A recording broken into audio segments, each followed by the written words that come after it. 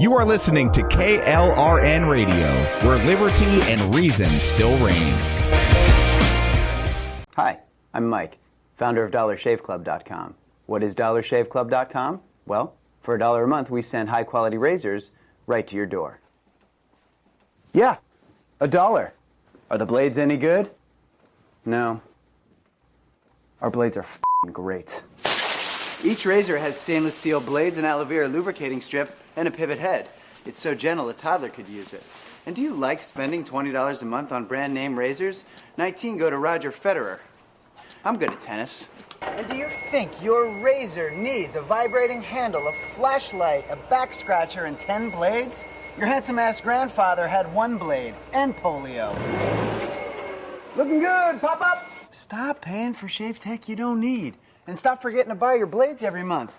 Alejandro and I are going to ship them right to you.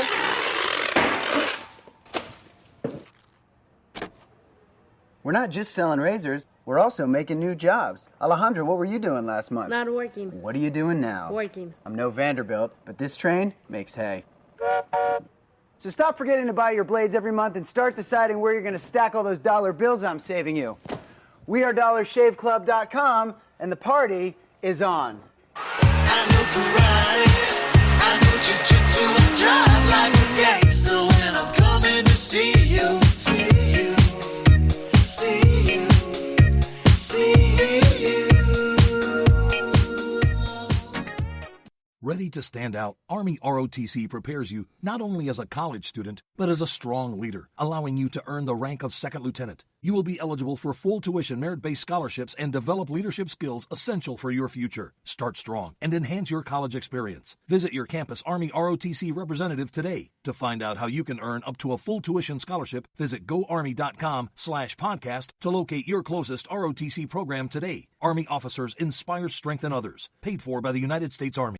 At the LASIK Vision Institute, we know LASIK is a big decision, and every one of our patients is unique. That's why we customize your LASIK journey to you. I only have a certain budget. No problem. Right now at the LASIK Vision Institute, get 20% off LASIK when treated in April. That can be over $900 off when treating both eyes, plus guaranteed financing options. So visit GetLVILASIK.com today to start your journey towards 20/20 vision.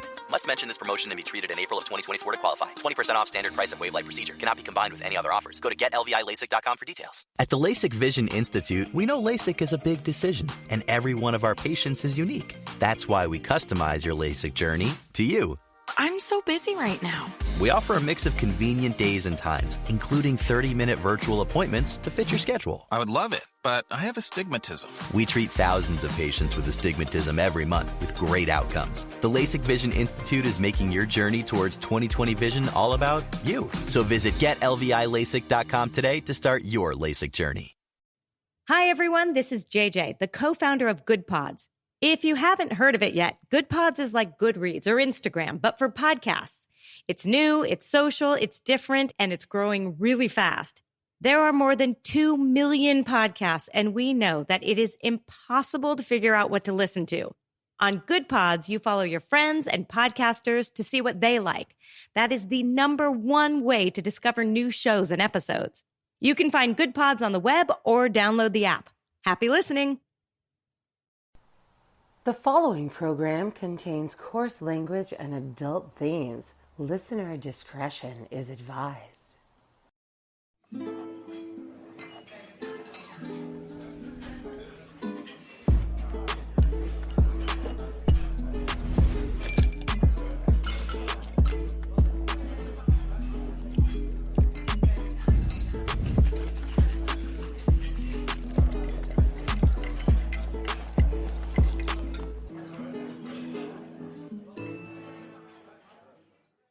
Welcome to another episode of The Cocktail Lounge. I am your hostess with the mostest, Aggie, and with me as always is the ever suave, affable, and quaffable co-host of mine, Brad Slager. How are you doing this evening, Brad? Ooh, we are good. We're good. I'm in a decent mood, but a tense mood. Let me guess. The Panthers. Yes, second season is fully underway, and we're playing right now. We're down by a goal, but I have every confidence in the world that we're going to come back in this thing. So Been a hell of a series. Mike's Bruins have been a bunch of little bitches all series. Just got to say. But it's been a weird ass series with the Bruins because we've been lined up with them for the last 2 seasons, and just about every single time we play them, it's a 1-goal game, regardless. A lot of overtimes and stuff. And this series has been 3 consecutive blowouts, basically, and then 1 good game. They blew us out in the first one. Uh-huh. And then we knocked them in the dirt 6-1 in the second game, and then we went to Boston and took them 6-2. And then game 4 in Boston, we managed to come back Sunday and win that one 3-2. But man, the Boston fans have just been a bunch of screaming, mewling. They're supposed to be a hockey town. It's original Six City. You know, it's like, come on. Right. We used to playoff hockey, and they have just been. They hit us. They get in a fight. He hit our guy when he was on his knees, and it's like, are you kidding me with this? I noticed that you have been posting some of other, reposting some posts by people complaining about how the Florida Panthers have been behaving on the ice against the Bruins, and I'm like, this is hockey, right? I mean, it's actual hockey, It's like, not air hockey, not field hockey, the actual hockey. I mean, the one that floored me was Dave Portnoy from Barstool Sports, Uh-huh. and he was just barking when Keith Tkachuk, one of our star skaters, and their number 1 star, David Pastrnak, got in a fight. And it wasn't like he picked on their star and he was defenseless. Like, they were going back and forth, chirping at each other until they finally just said, "You want to go? You want to go?" And, they're on the bench kind of going back and forth. And he even, they had a camera right there because they put a guy in between the benches on the ice, one of the broadcasters. And there was a camera, and you could hear him. He leaned over. He's like, "Hey, Pasta, we going to go or what?" And then they had a different camera angle, and Pasternak turns to his coach and says something. This was after a series of fights already. They had kicked, I think, about 6 or 7 guys off of each team to the showers. And they came on the ice, and it's like the skates hit the ice, and so did the gloves, and they just started swinging. And Tkachuk just beat the living piss out of them, literally. And they all started complaining because they're fighting. Pasternak kind of went down a little bit, and then Tkachuk just landed blow after blow on the head and beat him. And the Boston fans are all bitching. "You don't hit him when he's down. That's not hockey. That's unfair." And Portnoy, of all people, was like, "Dude, have you watch hockey, okay? They swing until the refs get in the way. That's the only time you stop fighting." And I even had to pull up a video from earlier. Oh, there he is. Oh, did you lose Sorry, me? you cut out. Oh, so I lost some of what you were saying. Yeah. When did you? I think you lose got me? too excited and you screamed too much, and just Scott couldn't take it. Is that what it is? Well, I'm just like amazed that Dave Portnoy, of all people, are complaining about a hockey fight because the players swing until the refs get in. It's just the way it goes. And not only that, but minutes earlier, I got it on video. They were laying on top of one of the Panthers when he's like face down on the ice, and the guy got up and started swinging at him again. And that was 3 minutes in the same game. And it's just been like that. And they've promised in game 3 they were going to come storming back and they're energized. And it's like, no, we kicked their ass. And then they just So what the series stands? What? How many games to what? 3-1. Panthers are ahead. Okay. So it's So technically, you could take it all if you win tonight, yes.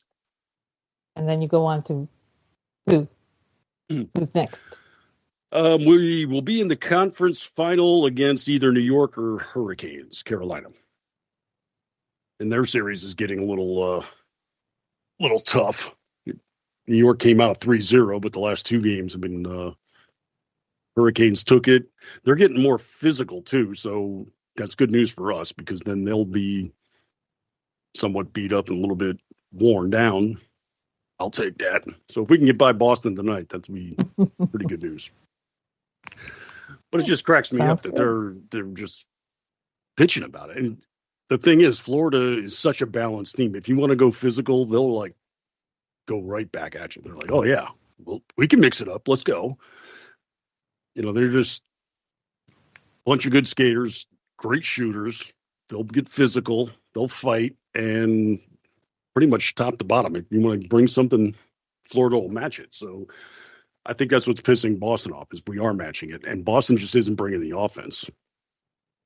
So it's been enjoyable so far. We'll see. It's 2-1 right now in this game, right about the midway point. And they're leading. I'm sorry. It's all right. It's all right. It's 2-1. We don't panic yet. It's okay. It's all right. That's good. That's good. I'm gonna keep an eye on the game while you're talking, and if you need to, the cues. Yes, we have cues in case something happens and he has to pay attention to the game. He's going to throw me a cue and I'm going to run with it. So be prepared. Yeah, basically, people. if it's going to be a knockdown, drag out fight that I have to pay attention to, then I'll throw it to Aggie now, and I can do both. I can multitask. It's okay. Yeah, there was a time I could, and then COVID, and now I cannot. So, which has been kind of good for me in a way, because it forces me to concentrate on one thing, and I get that done before moving on to the next one. But it can also be bad, because I was used to reading 5-8 books at a time, and now I'm like, I can't do this. I gotta finish one before moving on to the next. I really do. So it's been interesting. Well, at least I can I can multitask, and I can keep it professional, so it's not a problem. You shit-eating, baby-raping piece of God. Maybe you can. And stay focused. It's not a problem for me. Well, man, we got all kinds of nonsense and crap going on. It's just damned amusing. Oh, yes. Lots. I don't even know where to start. Where do you want to start? Pick a city. Pick a city. Pick a city. Oh, my word. What the hell's going on in New San York? Francisco. All right, we'll go. Yeah, well, that'll be in theme with the show too. So we already covered sports. How about liquor? Well, San Francisco, let's just say their politics are interesting. They suck. Okay. All right. I was trying to be somewhat judicious, but yeah, stupid as hell. And as we know, they tend to cater to elements that aren't favorable to thriving society. Yeah, Mm-hmm. It's, if you're a criminal, you've got more rights than the locals. And if you're homeless, by all means, you should be sainted. Illegals, oh, heck yeah, roll out the red carpet. How about the citizens that work and pay taxes? Yeah, they're probably in the top 10, maybe. We'll get around to them eventually. No, they're second-class citizens. They're pretty much slaves to the city. That's what the city gets their money from, that particular constituency. And that's how they're treated. But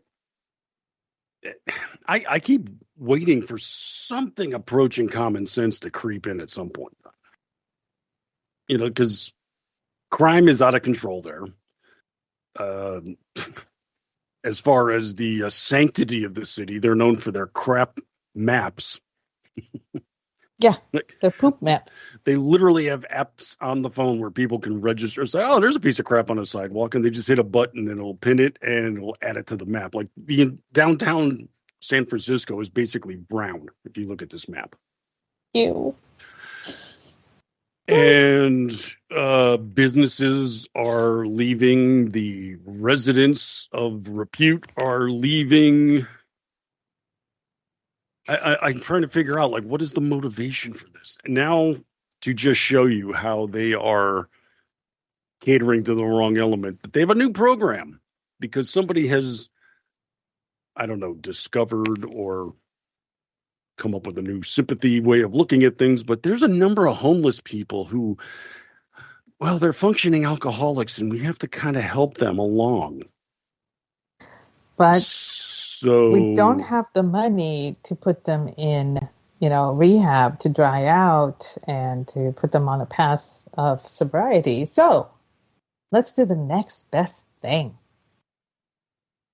Free vodka. I mean, this is I honestly thought when I read that, I thought that was a Babylon Bee headline. I did, because I could not believe that people who claim to want to help the homeless would do something like this. And then I thought, well, these are the same people that are, dealing out needles because they don't want you sharing needles when you're doing drugs, instead of actually facilitating your trip to sobriety and being clean. They're actually hindering that by, oh, we don't want you to catch an infection, so please use a clean needle. Here's the free one. I don't get how the brain operates in this capacity, because the people are probably more likely to be homeless as a result of alcoholism. Yes, I can attest to that. I have relatives that succumbed to that particular illness, and a few of them did end up in the streets. But they had to hit rock bottom before they could start their way back out of it. But you're facilitating the rock bottom. You're actually putting cushions on the rock bottom in this case. You're providing footstools and lumbar support on the rocks so that you're comfortable on rock bottom. That's what it seems like to me. You're not doing anything to help get them out of the condition that got them there. You're basically trying to make things more comfortable while they're on the street instead of trying to get them off of the street. Yep. I kind of know where this comes from, because there is this predisposed reaction in a lot of liberals. It's just, well, if we care enough and we have to consider them, and we have to, walk a mile in their shoes and sleep a night in their sleeping bag on the sidewalk to understand. So says the San Francisco Chronicle, for a small slice of San Francisco's homeless population that struggles with severe alcoholism, addiction, nurses are offering treatment now. I mean, and by treatment, it's dispensing vodka to those in need. Yes. Here's a shot. There's a shot. Everywhere a shot, literally and figuratively. Of two different types.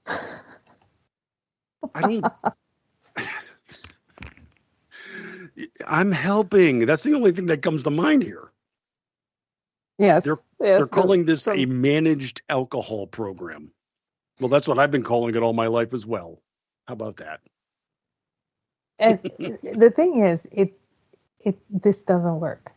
We know what works. We know what actually works to help people become clean and sober and stay on a path to sobriety. We know this. It has been proven. People do it all the time. I know many friends that have chosen to take that step and do the 12 steps, actually, and become completely sober the rest of their lives. It is a challenge to do, but you have the support systems in place. These places exist, and you don't pay to go to Alcoholics Anonymous. You don't pay to go to Al-Anon, and so to actually serve vodka to people who are dependent on alcohol, that just strikes me as... there's no motivation. No. You remember reading the book Brave New World, how everybody wanted Soma because it just took them away from reality? That's what this is. This is Soma, only, I guess, in liquid form. I swear, it's to the point where you're almost motivated to self-identify as a homeless immigrant, and the benefits will just be piling up. You can get everything from rent, clothing, money, phones, booze. What they're doing in these cities is just, it flabbergasts me sometimes, just because it makes zero sense. Look at what they're doing in Denver in order to cater to all of these handouts to the immigrants. They're shutting the government down. Mm-hmm. sending government workers home. Now they're to the point where they're cutting efforts for police and fire. I mean, okay. Now, if you think they're that's not a swell affecting idea. it's not affecting their paychecks yet, but it will. And this is where the unions are not going to be happy. It's going to be a shit show. I mean, and look at Chicago, where benefits, I mean, a lot of people in the Chicago and surrounding areas are very upset that their benefits, their welfare benefits, are going to illegals. And they've said, we're not going to stand for this. We're not, if you don't fix it, we're going to vote you out. And I'm like, yes, please do. Don't fix it. Don't fix it yet. But you don't go into, what do these places have in common? They have a common denominator. Yeah, denominator with a capital D in parentheses. That's right. Because let's flash across to the other coast now. New York City. And I swear this is... They make it so easy for me to be condescending. And the amusing part is these are the elites. Yes. These are the people that claim to know better than us and talk down to us and explain life to us. Was it a week or so ago? Governor Kathy Hochul came out to talk about the needs and oppression found in the inner city and declared that black children don't know what a computer is.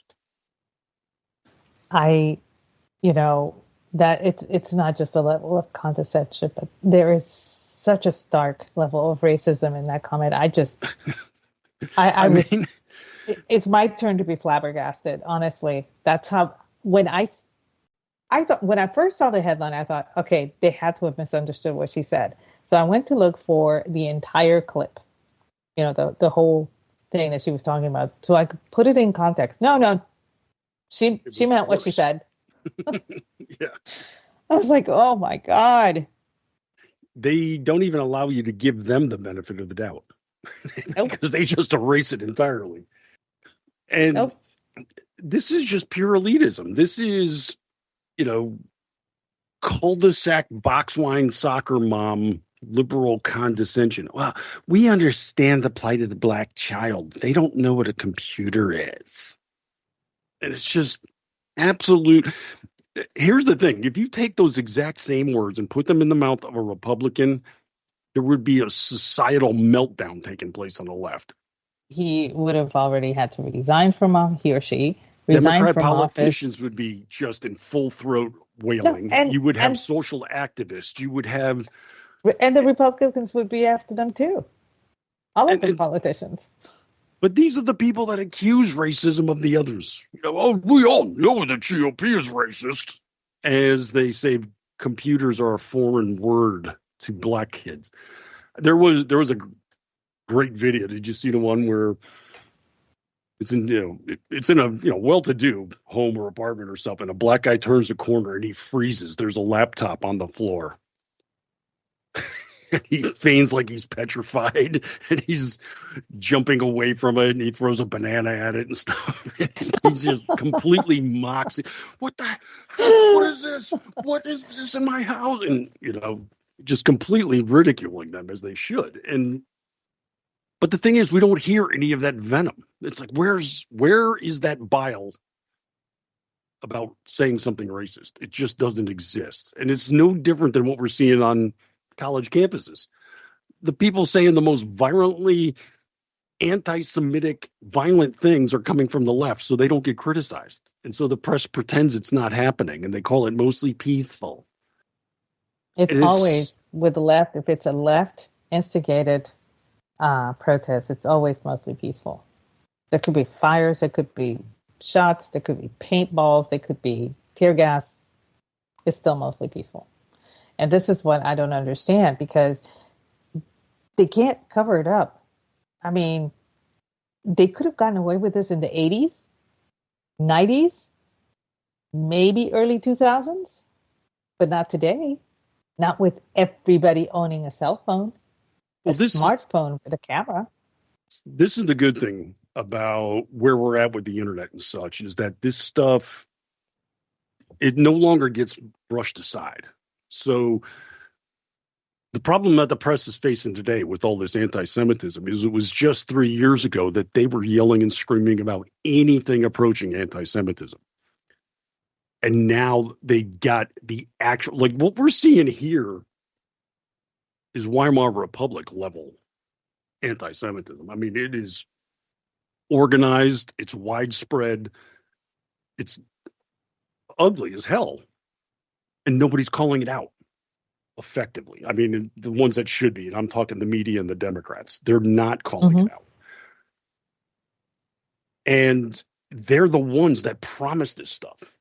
And there was some never Trump asshole yesterday talking about how you have to vote for Biden because if Donald Trump gets in, it'll be World War III and the end of humankind as we know it. I was like, okay, I remember when Trump was in office, there was no problem in the Middle East. We were knocking down ISIS.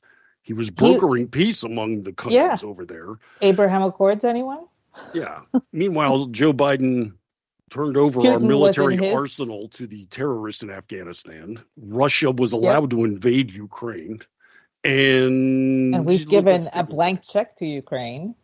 We left people behind in Afghanistan to the point where some of our Afghan allies woke up in the morning and figured out that we left it in the middle of the night. I mean, that's how much we left behind. We didn't just leave our equipment and weapons, and we left people that had fought alongside us and had turned away from the Taliban, and we left them to die. But we're supposed to be fearful of Donald Trump. That's the part that amuses me. It's like they don't want to be objective at all and say, Biden's kind of screwing things up on an international level.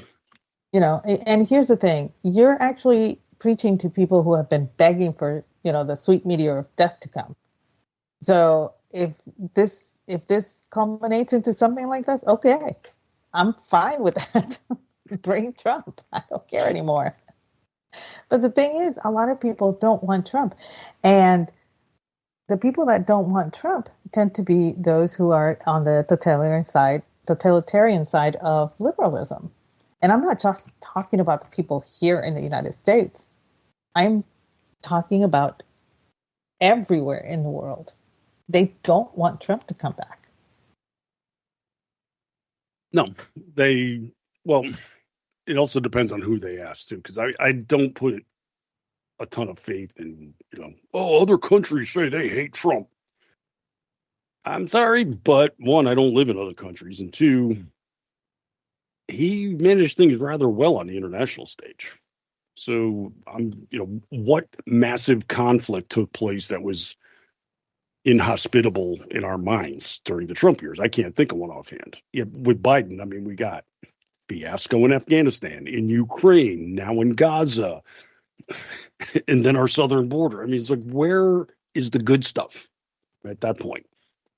And I'm not pro-Trump by any stretch. It's just, let's be a little pragmatic and reasonable here and look at things as they are. So this is just what's going on. They don't want to acknowledge the bad stuff on the left. They just refuse to.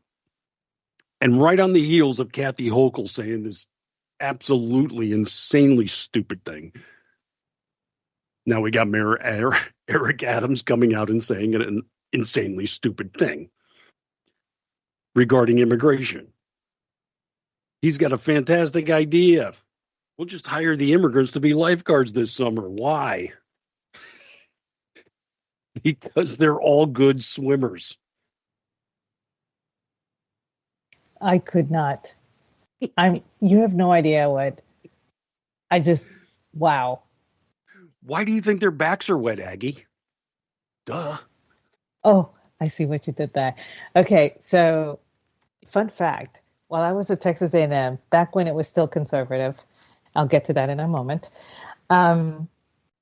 we used to be in the Southwest Conference, and one of our favorite teams to host or be hosted by was Rice University. Rice University has a band that is unlike most bands. I mean, they're a satirical band. They take it up a notch all the time. And I remember, I believe I was a sophomore at the time, and we were hosting Rice, and the Mighty Owl Band, yes, the Mob. One of the tributes was to Mexico, and they were playing La Bamba, and they formed the outline of Texas, right? And then several of them were swimming across to go into Texas through that particular part of the border. It was the most hilarious thing I'd ever seen. And back then, you could actually make fun of this. Okay, back then you could use the term wetback. You could, and for a reason. For him to say that they're excellent swimmers, I'm like, is he trying to outdo Biden? Because it just struck me as this is something Biden would say, because he has said similar things before regarding Hindus, regarding African Americans, regarding Hispanics, and so I was just like, why would you say something like that? Specifically, considering the mess that you have going on in your city regarding the immigration problem. And it's not even that I'm offended by it. I mean, I can hear that and it's like, well, that was freaking stupid. Beyond. But these are the same people, though, that lose their ever-loving mind at any perceived racial slight or dog whistle that they concoct. So that's me holding their standard up to them. It's like, excuse me. Anybody else on the right saying this would be losing jobs, probably. Or at the very least suffering some kind of social calamity. Actually, one, I don't know if you remember, I think it was a Secretary of Transportation or Interior or something, James Watt, that he was talking about the whole a woman, 2 Jews and a cripple. I believe that's what he said. And everybody lost their ever-loving shit, rightly so, and he was immediately fired.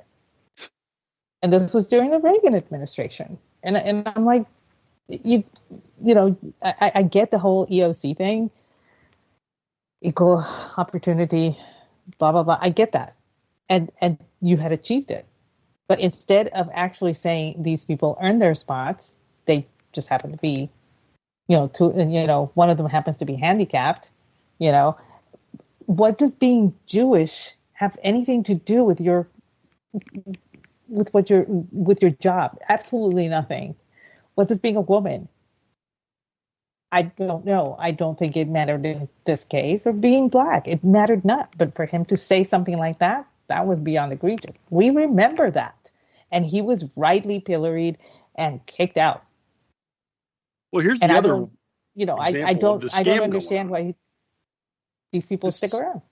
This is where the press gets completely exposed, because if this was a Republican that said this, we all know the practice from the media. They would go rushing to any other prominent Republican. Hey, what do you have to say about these comments? How do you respond to this? Is this your party's position? And it's all accusatory questions. This guy said something. What do you have to say about it, Mr. Speaker? And that kind of crap. Yes, exactly. It's like, I'm sorry. He said something stupid. It wasn't the Republican Party saying something stupid. But this is their game. And now when Democrats, one after another, start saying these things, where's the accountability that they love to throw out? Where's this, excuse me, Mr. Biden, what do you have to say about it? No, they'll never dream of doing this crap. And then today there was a fantastic example. Covered this in my column concerning the Trump trial, also taking place in New York City. Mike Johnson dared show up and comment about the trial being a sham. So this is a travesty of justice, that kind of thing. And I got numerous members of the media losing their mind over this. How dare he? Oh, I'm sorry. Wait, are politicians not allowed to have an opinion anymore? I thought, did they waive their First Amendment right when they got sworn in? What are you talking? Why can't he come out and say this? And they're saying that This is a threat on the entire legal system. There is no legal system in New York anymore. This is proven by the fact that they trumped up the charges and made a misdemeanor a felony just so that they could harness Trump. And that's what that's exactly what they're doing. They're harnessing Trump. They're keeping him away. They're keeping him locked up. They're keeping him because they just don't want him talking. And I'm like, you know what? I'm good with you keeping him. I'm good with you keeping him from talking because that lets everybody else talk. And it makes you look even worse. So, I don't even know who it was. It's like some outfit that, like, supposedly, we dig up the truth in politics, and some leftist group. Never heard of them before today, but I had to laugh because they were mad that J.D. Vance and Donald Trump Jr. and other Republicans, they're the ones coming out and trashing this judge and talking about the court case. They're violating the gag order. Everybody's like, wait, what? Trump is the one that's not allowed to talk. Everybody that else doesn't mean can talk. nobody's allowed to talk about Trump. It's not like he's off limits. And it's that level of idiocy. But then the press that came out against Mike Johnson, I bet like at least 3 of them today had to point. You could tell this is talking points fed from the White House. 3 different journalists, no, 4 I got. Mike Johnson, who's 2 steps away from the presidency in the line of succession, was at the Trump trial today. What the hell does that have to do with anything? Why was that vital to him being there and you're mad about it? So the man who's 2 steps away from the presidency was bad-mouthing the court case. God forbid this is a threat against democracy, they say. Well, here's a little interesting wrinkle. On the very same day, this morning, Morning Joe. Uh-huh. Representative Dan Goldman, Democrat, New York, was on to talk about the case, which we've just learned we're not allowed to do. But not only that, told the panel that he has deposed Michael Cohen, who's the current witness on the stand for the trial against Donald Trump, and that he has been coaching Cohen on how to testify in this case. Forgive me. I'm just trying to make this. Cohen has a criminal background, right? He was convicted of a felony. Convicted of lying in court. Right. So, and they're now using him as a witness. I mean, how desperate are you to do this? Because anybody can just say, oh my God, suborning perjury. I mean, anything. But this is what they're saying today. The House of Representatives Speaker can't say, I think this is a stupid trial. You are threatening the sanctity of our legal system. Okay, you got Representative Goldman actually coaching a witness against the Republican candidate for president. How is that a conflict? Sounds like to me that's a little more problematic than a guy voicing his opinion outside than this guy coaching him inside on how to scam our elections, which I've been told repeatedly are under assault and we may never have elections again. Which is, I got to say, this is one of my favorite narratives this year from the press. They tell us we may never be able to have elections if we elect Donald Trump. So somehow the democratic process is under fire if we vote democratically. That's what they're telling us today. And this is, they're always talking about how, we need to save democracy. And every single step that they take is and it's not even anti-republic, it's anti-democratic as far as the democratic process goes, because they have removed the majority opinion, they have removed the majority will, they have removed the majority everything. So this is not a majority-driven thing. This is a minority-driven thing. And for them to say we need to save democracy, I'm like, do you even hear yourselves? I'm sure they do, but I mean, I just love the fact that if I vote wrong, that means I won't be allowed to vote somehow.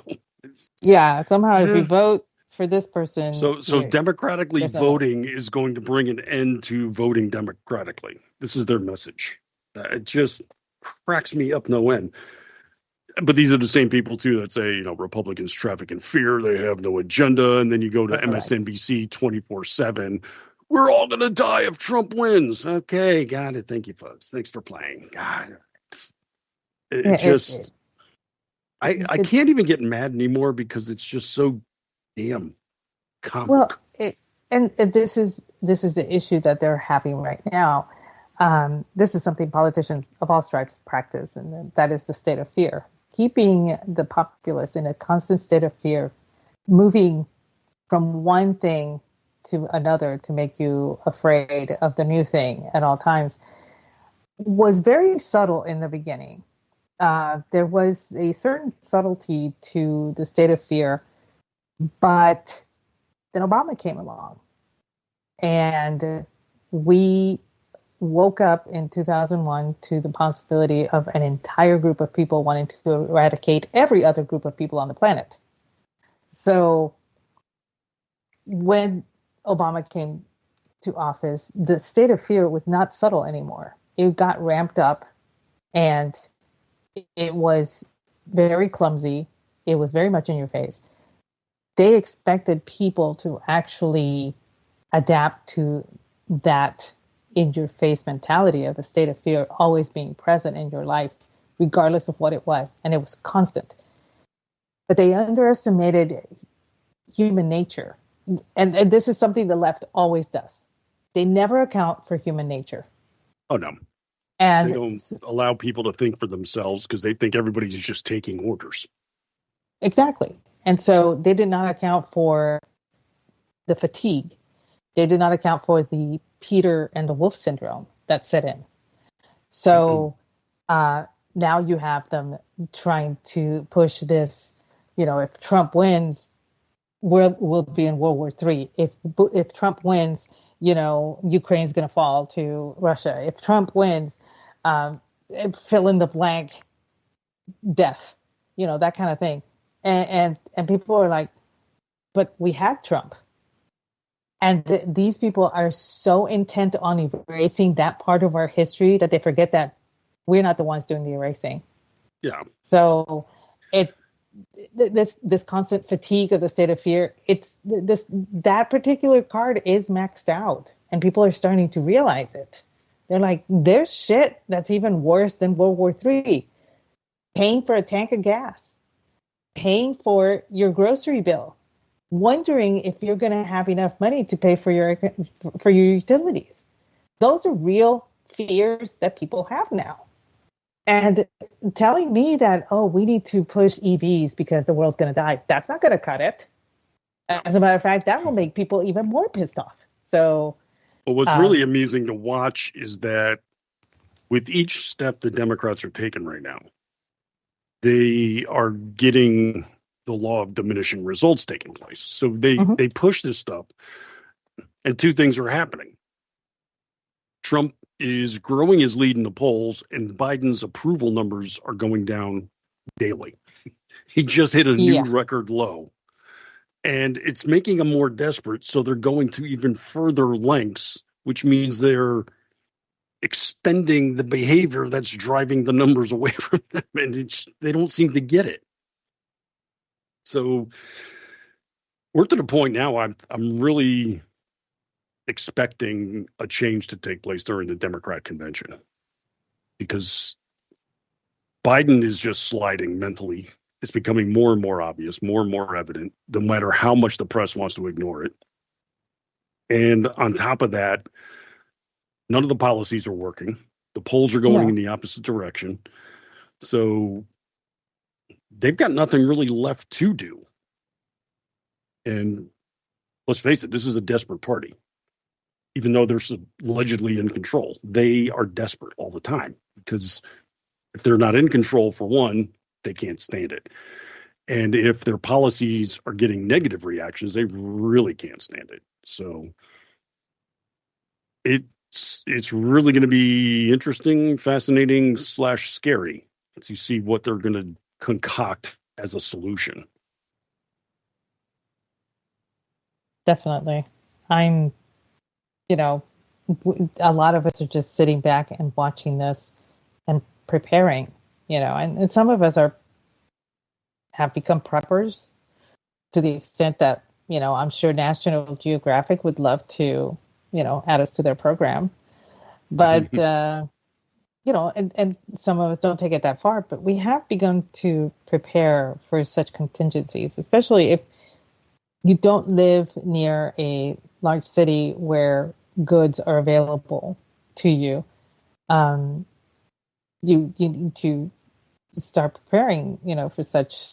And the thing is, I don't want to sound like, it's we're going to have a major EMP or whatever, that kind of thing. I don't want to go there. But I don't put anything past this administration, not anymore. Not after finding out that the manipulation that they have been doing, not just with China and the Ukraine, but with Israel too. And that in itself was extremely shocking to find out. Because Israel is fighting for literally its existence. And here we have our own administration telling them, yeah, we don't want you to go to Rafah. If you hold back on Rafah, maybe we'll tell you where Hamas is hiding. I'm like, you're keeping intel from Israel while they're trying to survive? Are you shitting me right now? I don't understand how anybody can think that this administration is a friend to Israel at this point. I don't. I really don't. And I'm hoping it wakes up a lot of people to that fact. I think they really overplayed their hand when it came to Israel. So maybe that will be some good that comes out of it. But I'm just at the point where, they sold us on Biden and everybody thinks he's very avuncular. He's a sweet old man. He's everybody's grandfather. No, the man has been a total snake and very evil and very mean his entire life. For years, he maligned the family of the truck driver that took, that accident that took the life of his wife and kid. And for years, he kept saying that the trucker was drunk. No, he wasn't drunk, and it wasn't his fault even. But for years, he kept saying that it was the cause of a drunk driver. A drunk driver took my wife away, blah, blah, blah. Can you imagine pushing that lie for decades, maligning an entirely innocent man and his entire family? That wasn't a mistake. He wasn't senile. He was doing this on purpose. This is evil intent. This man has never done a nice thing in his life. And people have forgotten that because he's now old and they look at him as a grandfather figure. Let's talk about his grandfather figure. He has a granddaughter that he barely acknowledges.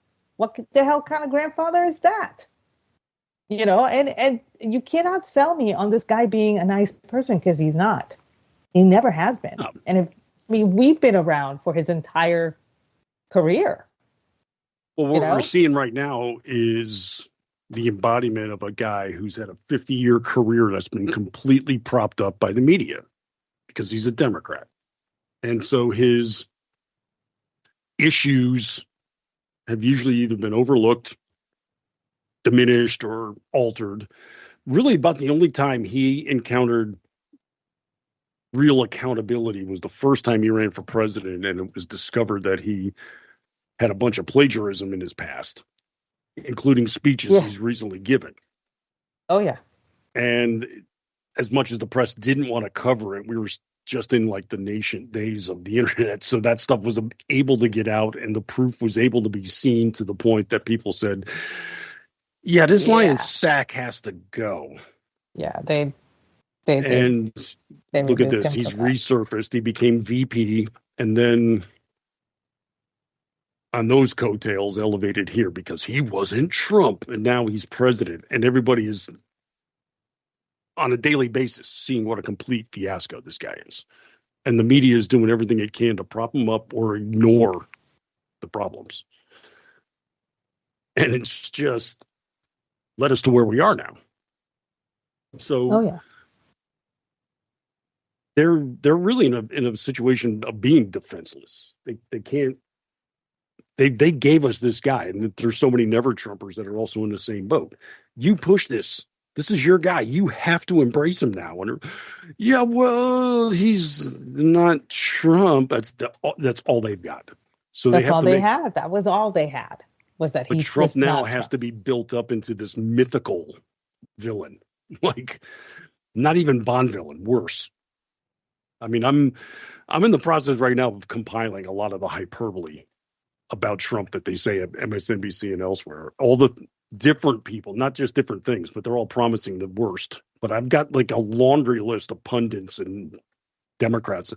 If this happens again, we will. And it is like the most asinine and worst things you can imagine.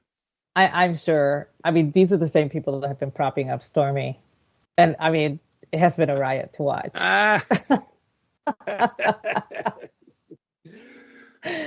This has been flipping hilarious. I mean, this is a woman that's been discredited at least 2 or 3 times regarding Trump. And for them to bring her on the witness stand, it's like, what are you doing? Can you find a more flawed witness? Well, it turns out they could. Michael Cohen's on the stand this week. But Stormy took the seat last week. And the media was just agog once again. Okay, this is like the 3rd time or 4th time that they turned to Stormy Daniels as their redemption. She's going to do it. She's going to bring Trump down. Listen, It's like, how many times is she going to fail at this before you wake up? The thing is, these are the same people that threw her away. They threw her away when at first she claimed that she was not a victim, right? And this was several years ago where she was being interviewed and she claimed, I'm not a victim, Well, yeah, it's they not tried a to rope her in. case. That's what it is. They tried to bring her in as a Me Too victim. And she's like, no. That's, she was standing up and saying, oh, no, this was all me. I was all about this. But now she's on trial and saying, he was blocking the door in his pajamas and I blacked out. I'm like, well, you can't have it I both don't ways. remember. And it's like Donald Trump was this ogre that forced her. It's like, honey, you're in 200 porn movies, okay? There's been stuff that took place on camera that most people won't admit to, and you bragged about it. And now a 60-year-old guy had sex with you that you voluntarily did because you wanted to be on this TV show, and now you're traumatized.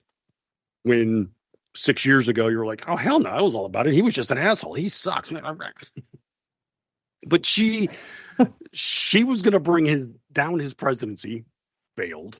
Then she was going to take him to court and ruin his presidency, failed. She had to take court costs and all that. Then her lawyer came up and he was going to take down Trump, failed. So how many times are you going to bring this woman back to take down the guy that she can't take down because it's just her own fault? So last week she's on the stand. And she's, I blacked out and had sex and my hands were shaking. And it's like, stop it. Okay. 1, again, 200 porn movies you were in. 2, none of this has anything to do with the case. The case is not about them having sex or what happened in the room or what she went through. No, it's about the money exchange. That's what the entire case is centered upon. The non-disclosure agreement she signed and got paid off on that, by the way, she's disclosing. So I'm curious if that money ever got paid back or not. But this was allowed to go on. But then in the course of the testimony, we find out that she claims that she's a medium. She can speak to the dead. She has witnessed poltergeists and experienced them personally. Oh, and her boyfriend was possessed by evil spirits, and she conducted an exorcism and cleaned him of the possession. This is the star witness of the prosecution, by the way.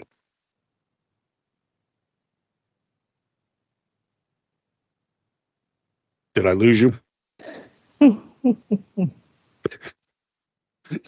Did I just put you into a state of shock?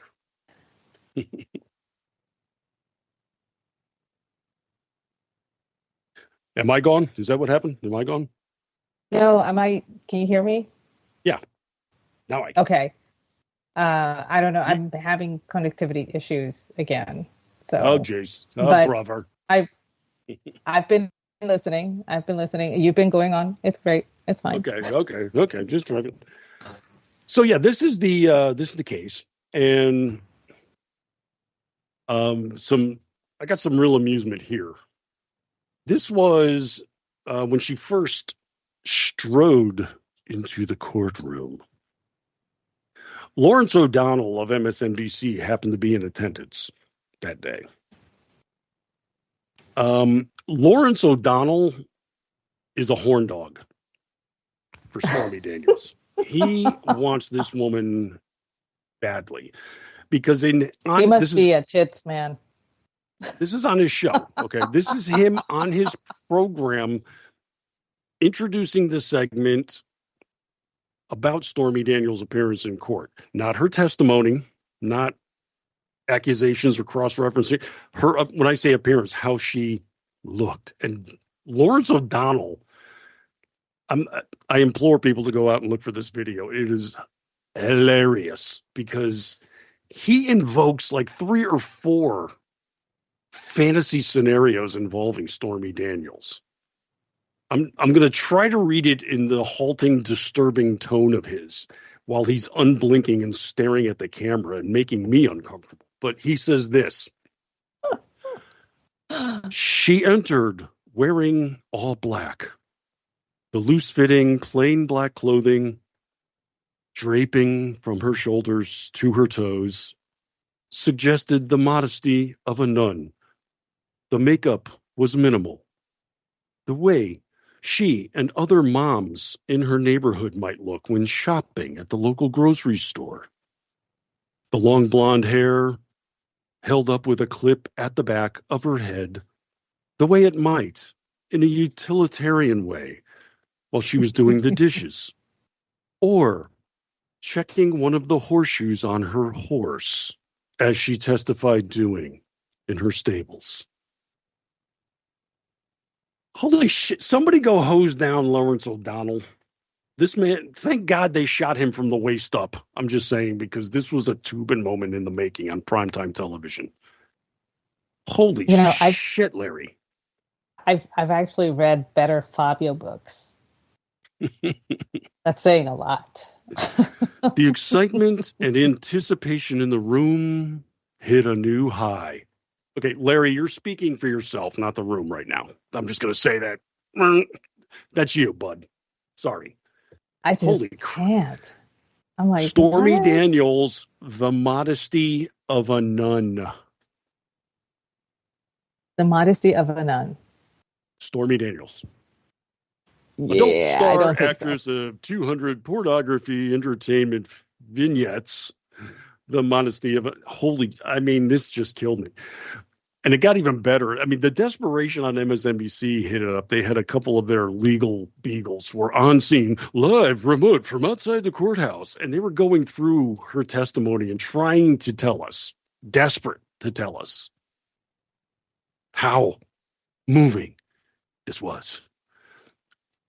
First off, they got mad at Trump's lawyers for bringing up her porn career and for being a medium who conducts exorcisms. Oh, they were tearing her apart, her character. You mean like she has no character? She gave away her character when she decided to go on this vendetta. Yeah. Okay. She would have more character if she were to stand up and say, yeah, I slept with a guy. No, I wasn't a victim. End of discussion. Let's move on. That would have been fine. But no. And like X-Brad said in the chat, she still owes Trump money. Oh, yeah. But this is Lisa Rubin, their supposed legal expert, mm-hmm. getting mad that the defense lawyers were trying to discredit the witness. Is this your first time in a courtroom? Because that's kind of what they're hired to do. I mean, that's pretty much standard legal procedure right there. It's just to blow up their testimony. That's the defense's purpose. So I'm sorry, I'm not shocked by this. Sorry that you are. And then she went on to give her rendition of Stormy's testimony. It's like, this was a woman who was in full command of herself. She was powerful. She was forceful. She was telling the court how it is and what a wonderful, steely character she has.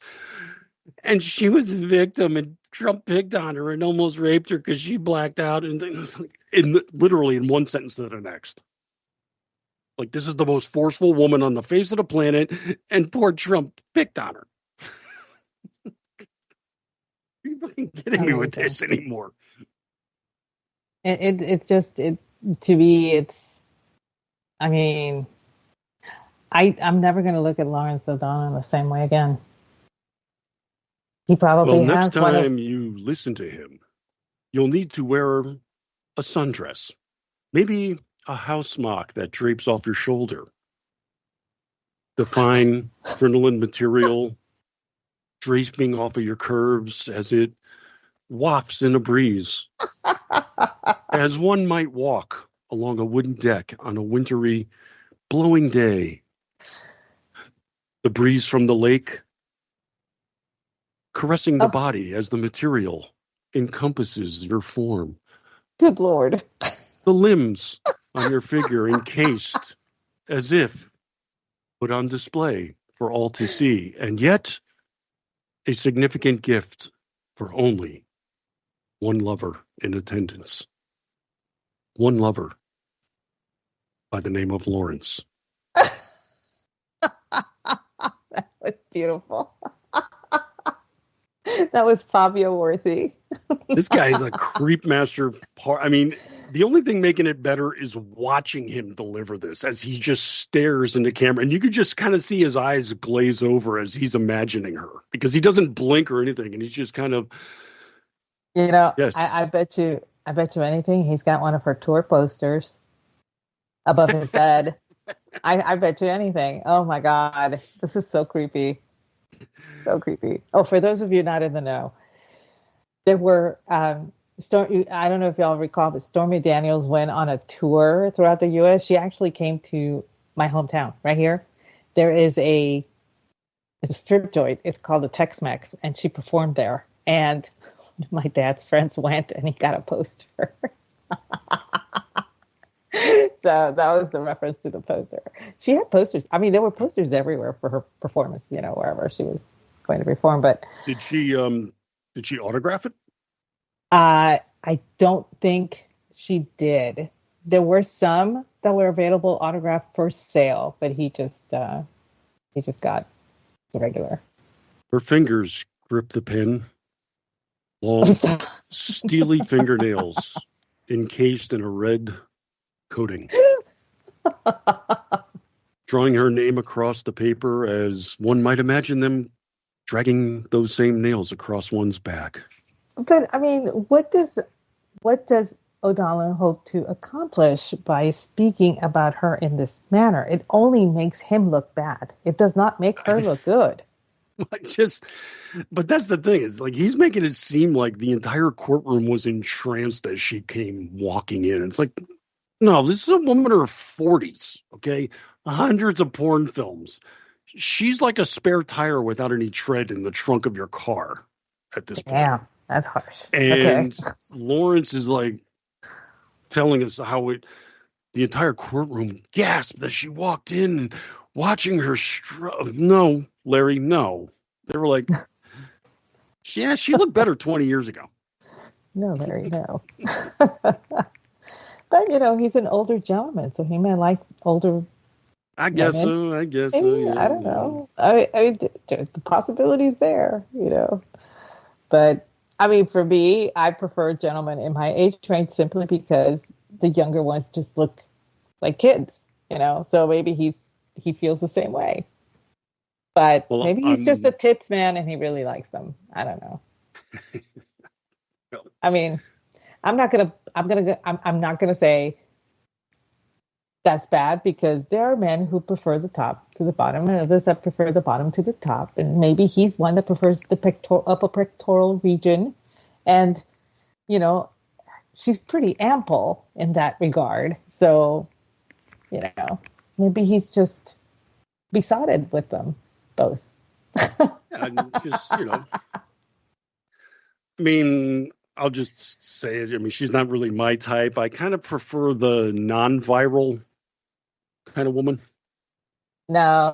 I mean, even my dad's friend, he had the poster, and when he saw her up close, he was like, "Oh my God, they airbrushed this poster to within an inch of its life."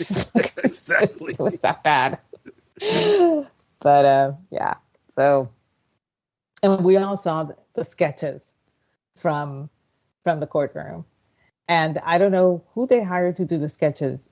That person did nobody any favors because I know. there was She's, absolutely no resemblance that I could see in anybody that they were sketching. And everybody was saying, "Oh, these are beautiful. These are so great. This is art." I'm like, this is banana taped to the wall art. That's what that is. I mean, they used crayons. I think it was the Babylon Bee that said Stormy Daniels was going to pay a non-disclosure to the sketch artist.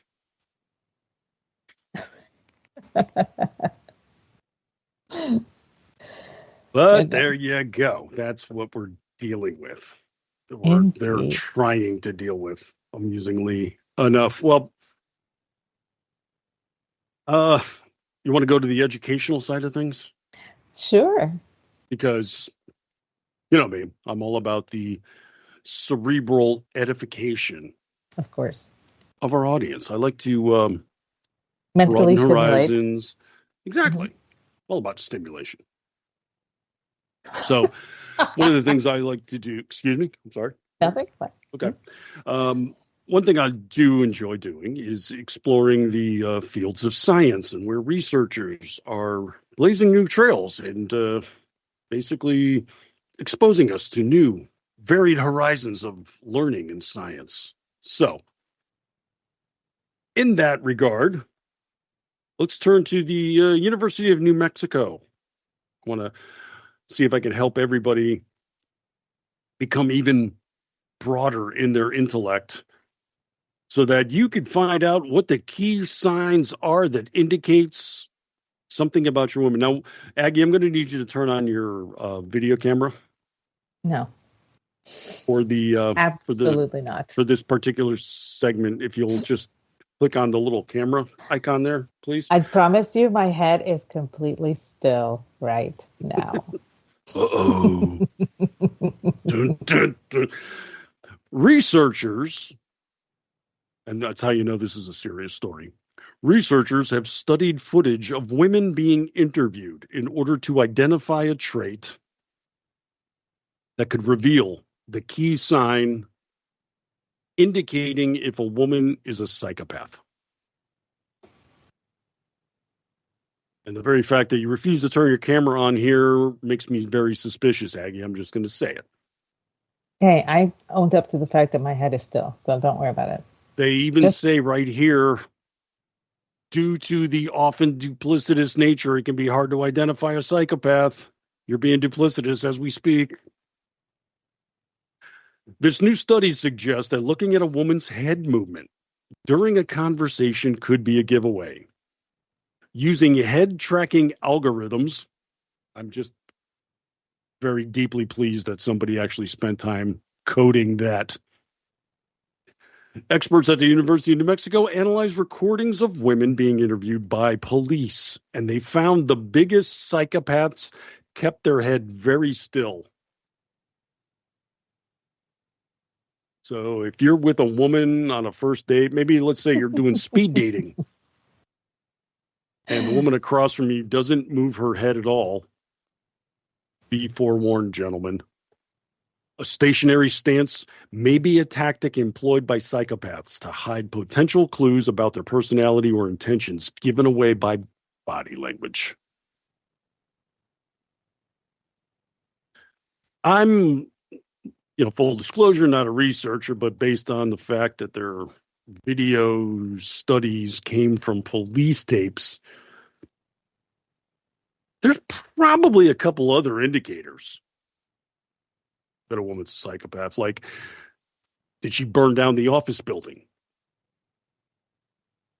Those are kind of big tells. Yeah, I'm gonna jot that down as a giveaway. That's a tell.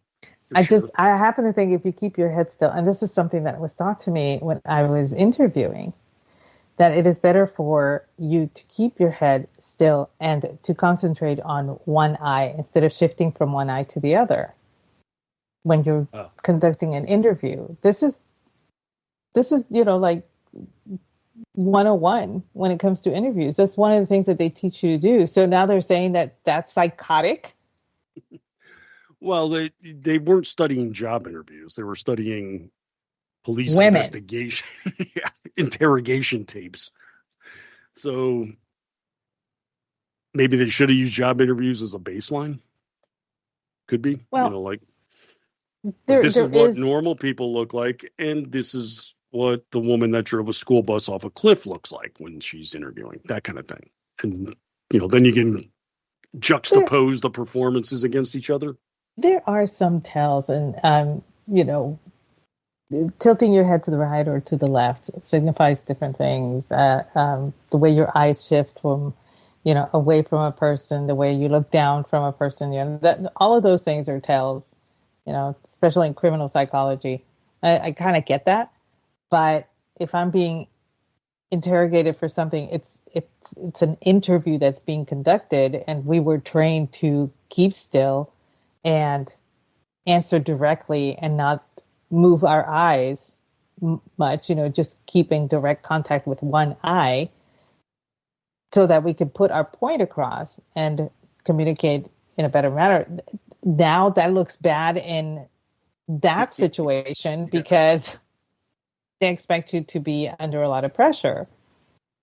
But people, myself included, I have actually been on that side for, class purposes. I've been on both the interrogation side and the interviewer side. So you were involved in interrogations? Oh yeah, for sociology, we had to do all this kind of stuff. Wow. Okay. It was, that was the fun sociology class. That was 310. 317 was the one that had the asshole who was completely bigoted and racist, but that's another story. And so, this was a way for us to be more exposed to the way people behave in different situations. So that wasn't the only thing that we did either. I mean, restaurant situation where they got your food wrong. Another one was a waiting room with somebody who was very loud and complaining, things of that nature. So as we can study human habits as to how they react. What this tells me is that you're very well versed in hiding your psychopathic nature. No, I've been very honest about my love of my machete. This is not even a, I mean, everybody knows. I've never hidden my true psychopathic ways from anybody. I'm very honest.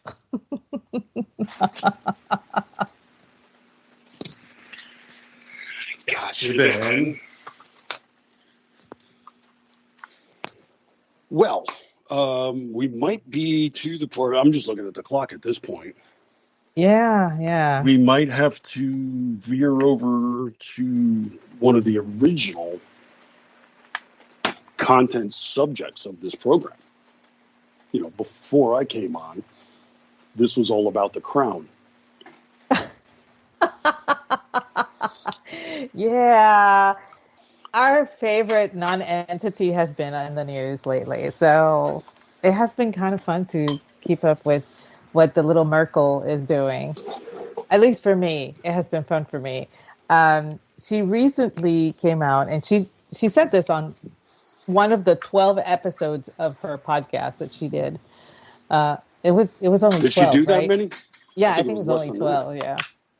But she actually did a 23andMe or Ancestry DNA or whatever, something on, and found out that she is, her ancestry is about 43% Nigerian. Now, I'm I'm a little confused because there's Niger and Nigeria. And Nigeria is Nigerian, but Niger is Nigerian. So I'm not sure if she got Nigerian or Niger and she just mixed them up, but apparently she says it's Nigerian. So let's go with that. So there seems to be some controversy about which country it is, but really doesn't She matter. may not even know.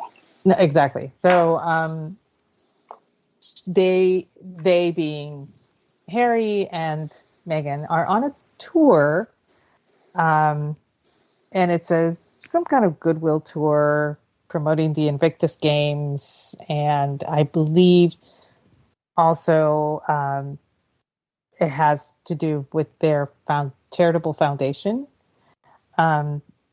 forging close ties with another charitable foundation in Nigeria. And while she was in Nigeria, once they found out that's Archwell, is it not?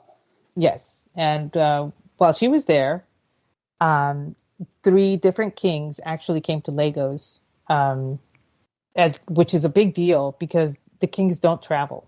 They sent emissaries most of the time. But they came to present her with a sash that basically acknowledges her as part of their royalty, as part of their combined monarchies. And so... Well, see, I don't think you understand that when the co-star of Suits shows up in your continent, you show up to see the co-star of Suits. Yeah, whatever. I never watched the show. So anyway, she's presented with the sash, which is a very nice goodwill gesture, being acknowledged that she did marry into British royalty, and so she is recognized as a Nigerian princess, which is so apt because that chick is a scam artist. It's just so... the convergence is so brutally apt. When I heard, it was just hilarious because apparently now there's a slight snafu with the charity going on. Yeah, and we're going to get into that for sure. But I'm just I was under the impression she was getting away from all of this royalty stuff. Like this, was the problem. That was, I think, and now the she's problem. seeking out another. Yeah, this doesn't make her. I mean, seriously, it does belie what she and Harry had claimed about stepping back and giving up the titles because they just didn't want to be royals. No, they just didn't want to compete. That's the problem. Hence, the entire premise behind the book Spare. Okay, and he, up until he decided to look for a wife, he and William had a good relationship, and now they don't have a relationship at all. And William laments that because William is seeing the future, sees that he's going to be king pretty soon. I mean, his father has a lot of issues. It's not just the cancer, but congestive heart failure as well, which a lot of people don't know that he has. But having spoken with several people who have diagnosed that particular affliction, he exhibits all of the earmarks for it. So, well, sure. I mean, that usually affects horses and equines. Wait, what? I didn't say it. So anyway, so she's over there and she's forging ties with another charity, and a little snafu happened. She's told that her particular charity is defaulting, and this is beyond egregious because it's not supposed to. Well, default. There's a more genteel term they use for this when it comes to royalty. They're bouncing checks. Well, yeah, and so the actual charity spokesperson for the charity said that everything was filed on time. Part of that filing was a physical check. The check appears to have never been received, and we were only made aware of when the notice was sent. Okay. Here's the thing. Most charities of that nature, it's never a physical check. It's a direct deposit thing. It goes from bank to bank. So what is a charity of that stature doing sending a physical check? That was my first. And then I said, well, it's possible that they do it that way. But I'm like, in this day and age, I mean, I use checks because I live in the sticks. They don't. Okay? There's no reason for them to be using checks. They can just do the direct deposit like every other charity I know. Well, no, So- you know what the problem is? You're in a different country, so the postal, the stamps, we just didn't know what it cost to mail a letter to your place. We probably got that wrong. And Now, keep in mind that the timing is very suspect because they were in Nigeria last week for about 3 days. So they did the whole the partnership with another foundation and all that stuff. But that notice was sent the first week in May 3rd. So for them to say that, oh, we didn't know, that's a little suspicious. I'm totally sus on that. yeah. And believe me, I want to give them the benefit of the doubt when it comes to charity because charity is important, and it and even for people who are very selfish, it elevates their status, and it makes them look good. So they want to keep up that whole charity thing and make sure that it works. But let's face it, everything that this woman has attempted to do has crashed and burned. She tried doing the podcast. She had a big thing with Spotify to do this podcast thing. And she was supposed to deliver on a weekly basis. And it turned out to be a monthly basis. And she only did it for a year and it wasn't getting any traction. So Spotify just cut ties. They said, forget it. This is a waste of time for us. And so it turned out that instead of having all of these women being interviewed face to face with her, she was sending them questions and they would answer, which was recorded, and that recording was sent, and then she did the podcast and the recordings were played after she asked the questions. So it wasn't even like the person was right there. So it was just the weirdest thing. And now they're attempting to have a venture whereby they sell jams and jellies and honey from their farm. And I'm like, they're what? They have a farm? Since when?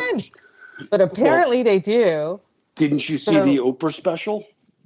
Yeah. When they were walking around inside the hen coop and she was bending down with her wicker basket to collect eggs and talking to Oprah at the same. It's like, stop it, knock it off. No, I think that was my biggest meme ever. I think I got like 13,000 likes on the meme I made from that. It was uber ridiculous. And I'll put it in chat because it was beautiful. It's my favorite meme of all time. And I came up with that. I was so happy. But yeah. Look at you riding on the coattails of royalty. I am. But, I remember that and I'm going, I don't remember seeing any kind of farmland. I don't remember seeing any kind of, what do you call it? Cosecha, what you harvest, that. And I don't remember seeing any of that. But apparently they just canned the first 50 jars, and she sent them out as gifts, as promotional gifts with, labels and all this stuff. And all I could think about was, this is just primed to fail. This is going to be another venture that she's going to get bored with. And that's the problem. She gets bored with everything. If she's not in the limelight, she gets bored and she moves on. This is why she's been partying without Harry. She's bored with him already. She's no longer in the limelight because Harry's no longer a prince. So, everything that she does has to be preeminent and covered and blasted in the media, and everything has to be wondrous. But she doesn't ever accomplish anything. That's the thing. It's like She loves the announcement. She's really, really horrible at the follow through. Yeah, she does not. And, when she was an actress, apparently she was really good in the show Suits, and she did a couple of movies for Hallmark that I recall. Maybe, I think she did. Anyway, and that, because she was, it was her thing, that she was good at. But I don't think she expected what a princess's job was. I don't think she expected to be working so hard for somebody that wasn't her. So, I'm just waiting for her new venture to fail. I mean, I'm like, okay, this whole charity thing is completely suspicious. So until they get their new check, they're not going to allow anybody to touch any funds or send any funds to the charity or the trust. So, yeah, fun times. But, like I said, a physical check for a charity foundation? I mean, the last time that I saw that was on, Jerry Lewis Telethon. The giant checks. I remember those. The thing is, when those are like 5 feet long, it's really difficult these days to find a bank that'll cash those. That's the problem. Yeah, this is true. It's like, our machine's down. Indeed, indeed. There you go. It's not their fault. I know, but I had to vent because there was a lot of stuff going on with that particular waste of oxygen, and I had to waste my own oxygen on it. So there you go. Oh, it's understandable. They I had to vent. Well, they were, like I said, the basis originally of this program. This is what you and LL were doing: sports and Royals. And well, she is a big Anglophile, and I kind of fell into it simply because I enjoy reading history. So that has always been fun for me. And of course, a good telenovela, that entire family is a telenovela. You'll notice you never hear from Dutch royalty. You never hear from Monaco royalty now. You used to in the 80s because, Princess Grace Kelly, you used to hear about it a lot. Right. But the kids are all grown and nobody cares. But you don't hear about the Germans. You don't hear about the Italians. You don't hear about the French. You don't hear about any of the noble houses. The Spanish have a complete monarchy, and nobody even knows who the king and queen of Spain are. But British? Oh, yeah, everybody knows because it's a fucking soap opera. Yeah, I've found it over time just about impossible to give a shit. Just gotta say, not to diminish your interest in it. I'm not impugning you here. I'm just saying for myself. It's like, oh, they're royals. Couldn't give two shits. I'm almost as excited about professional wrestling results. How about that? I put them on the same level. Hey, did you see who won WrestleMania? Did you hear what the Prince said yesterday? It's like, listen, I watch WrestleMania. I love it. So I have more fun in the bar because there's, place we go to has about 20 TVs, and usually they're all the prime games, and they always have one set on wrestling because I guess the guys in the kitchen like it, so they'll come out and they'll sit right outside, but can look in the window and watch it and that kind of thing. So it's like, that's cool. But then I'll sit there and just get inflamed. Like this time of year, if there's not a hockey game on, it's like basketball, women, or baseball. So I just sit there and watch wrestling, and I'm like screaming at the referee. It's like, would you turn around, you idiot? Oh, you stupid son of a... And people are like, what the hell? Is he into this? That's funny. And meanwhile, the wife is like hiding underneath the table at this point. And so people don't know you're joking. I was like, that's what makes this so funny. That's funny.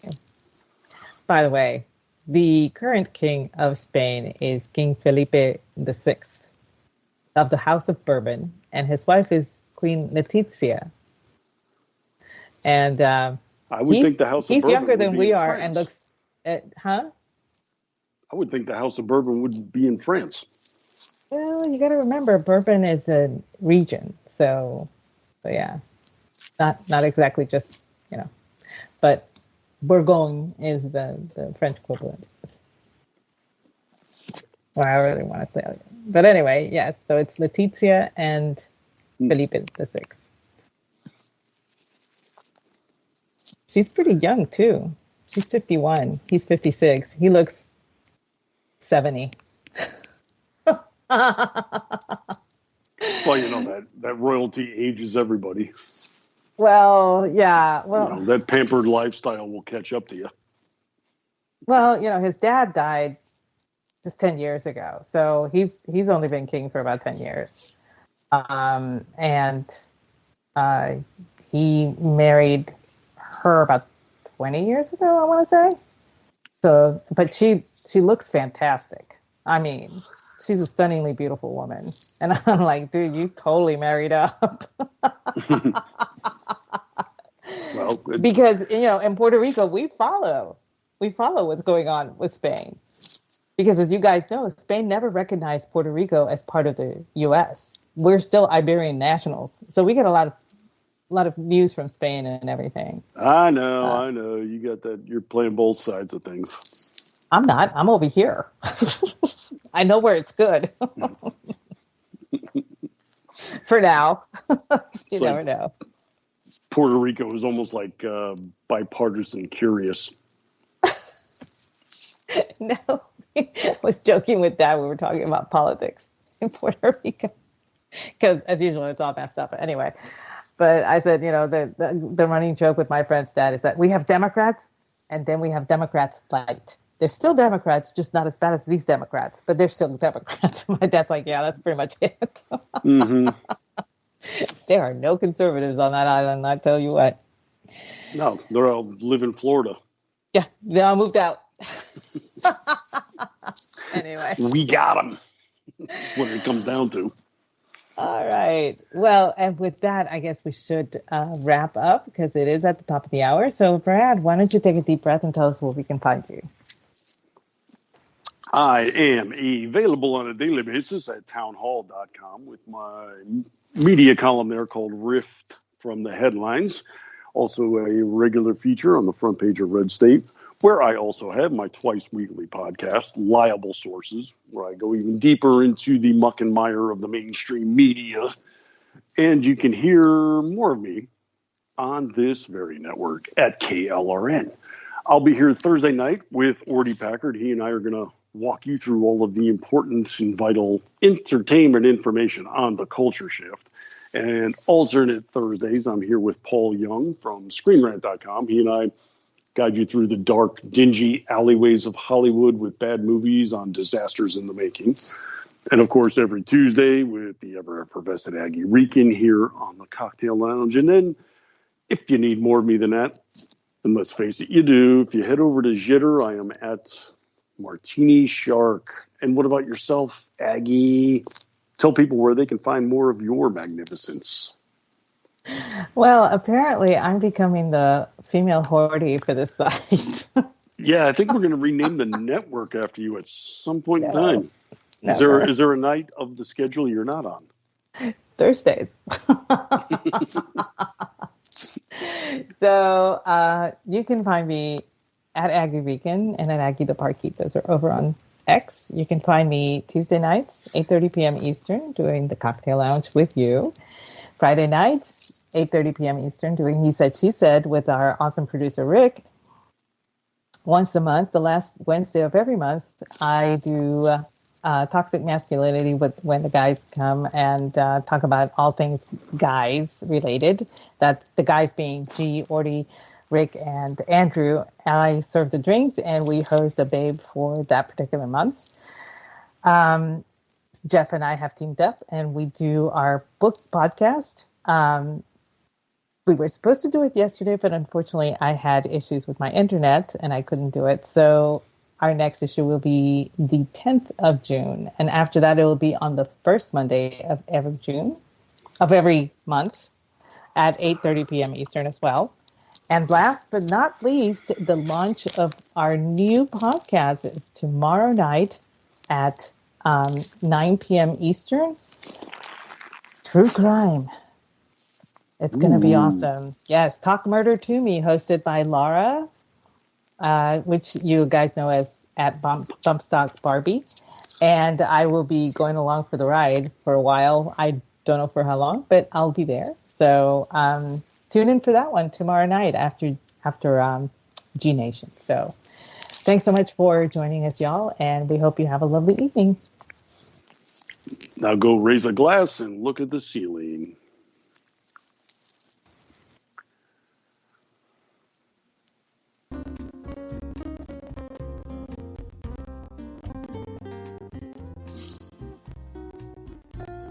If they do that, they'll just be reminded that they forgot to dust. Not a good plan.